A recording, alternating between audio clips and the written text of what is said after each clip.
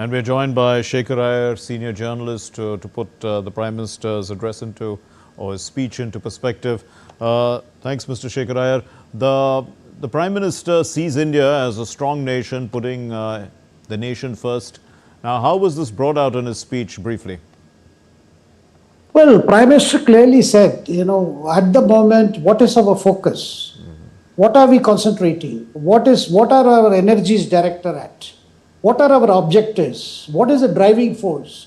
What is the passion with which we are working to see that India progresses and becomes a Viksit Bharat by 2047? Now, the Prime Minister's speech today signifies two very big things, Marklin. Yes. Even as we are getting ready to deal with the menace of terrorism, which wants to put spokes in our path of development, we are determined to take care of our interests, our economic interests, our developmental goals. At the same time, deal with a nuisance, which will be dealt accordingly in the days to come. And that is left to our armed forces to prepare. That is going on at one end. On the other end, whatever is needed, that is in India's best interest, is being taken. Prime Minister alluded to the decision to keep the Indus Water Treaty in abeyance. Right. Underlying the fact that after so many years, after a lot of dilly-dallying, finally India has decided not to let its water go elsewhere.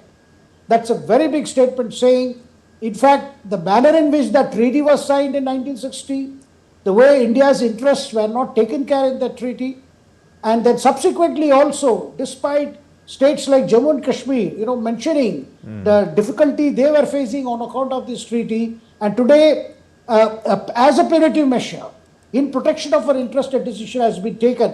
And he said it in such a cool, calm manner, saying that people are already aware the significance of a decision. But overall, the message that is coming is, it's a nation of confidence. There is a leadership that knows which direction India must proceed. And at a time when everyone is, talking of war, talking of, even the whole global, what seems to be what's happening on the border and all that, Prime Minister is clear, very clear. Whatever needs to be done with that particular problem will be done. But when it comes to other things, when it comes to tackling poverty, uplifting people, providing that helping hand, and also to significant decisions that have been announced today, particularly Indo-UK free trade agreement, how that's going to open up opportunities, particularly for MSMEs. And I mean, so many things that are on the pipeline, because our focus is on economy. But Mr. Iyer, a clear message then was sent to Pakistan and cross-border terrorism through what you're saying. That's a sort of an indirect message, but there was also a direct message, isn't it? Quite clearly about the water. Absolutely. We have heard some stupid remarks by Pakistani ministers who have been, I would call them stupid because most irresponsible statements talking about using nuclear weapon and things like that. All this, bluff and bluster we have seen, because having encouraged terrorism, having caused killing of so many innocent people, and despite not understanding the gravity and the seriousness with which India has been tackling its problems, did not our Prime Minister, the then Prime Minister Atal Bihari Vajpayee, convey the good wishes of India to Pakistan when he travelled from Amritsar to Lahore? Yes. Did he not convey the best wishes of people of India to Pakistan, that you also come on the path of development? Why have, subsequent Pakistani leadership, particularly the military leadership, has treated its people in such a manner? Today we know what is the condition inside Pakistan.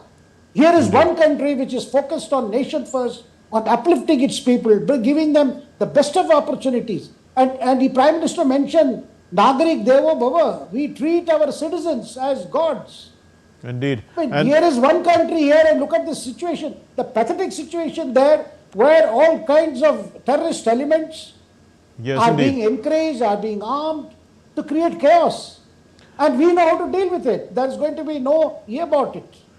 And Mr. Iyer, while highlighting the importance of nation first, the Prime Minister also hit out at the opposition. He said that they are basically while they've missed the opportunity in a sense, they were only talking about vote bank politics, and that's the way they've operated. So I mean, he put into perspective in a sense the achievements over the last 11 years. and contrasted it to the vote bank politics of the past. Definitely, Mark, you see, there were very important milestone decision on empowering people because Prime Minister spoke about what is called the gross empowerment of people, GEP. And when he talks about that, he said, look, some measures require, requires taking hard decision, like social evils like triple talaq. When his government took the decision to bring a legislation to outlaw that practice, and it was made out as if it is, as if it's going to harm the interest of a particular community.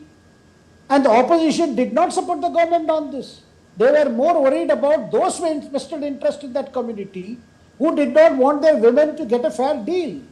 But some decisions are hard decisions. They have to be taken. Similarly, the legislation that was passed in Parliament, the Waqf Amendment Bill, this is not to start a mosque or a graveyard or anything, as is being made out by the opposition.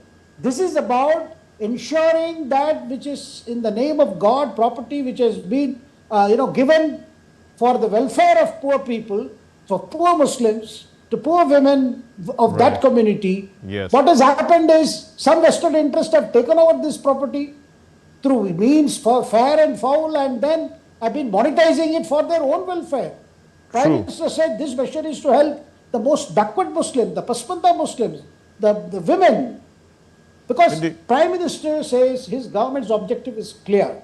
We want the best things to happen to our people. Country's resources must be available for the betterment of the poor people, the poorest of the poor. And that is a decision he has taken. And Prime Minister listed, how his government have been driven by this objective to make things better, to make governance better, to see the fruits of, the progress reaches them, whether it is direct benefit transfer. Indeed, and when we talk about progress, of course, the vision for 2047 is to make India a developed country. And we see that we've seen the highest FDI is what the Prime Minister said.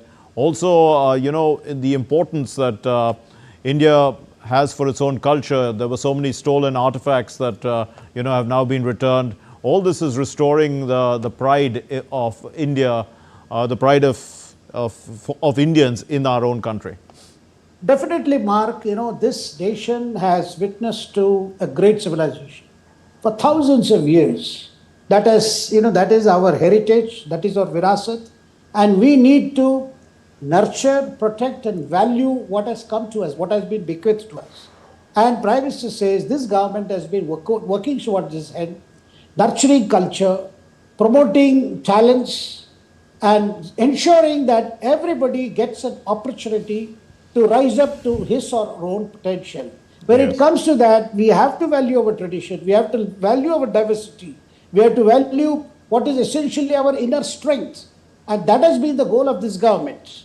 That is why we have always ensured, whether it is banking sector, reforms in the banking sector, or even, trying to sell off Air India, which was incurring loss after loss. And previous governments didn't want to take a decision, thinking that this will lead to, political complications. Yes. And even when this government sold Air India, with great difficulty found a buyer, there was so much of criticism saying that India's thing is being sold off, Air India is being sold off, without realizing that governments cannot run airlines.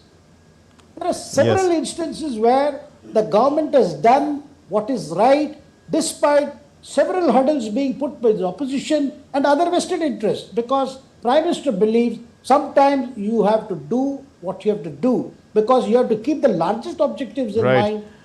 Indeed. So it's these tough decisions that the Prime Minister highlighted. Thank you once again for joining us, Mr. Shekhar Iyer, and putting things into perspective. Thanks for your opinions.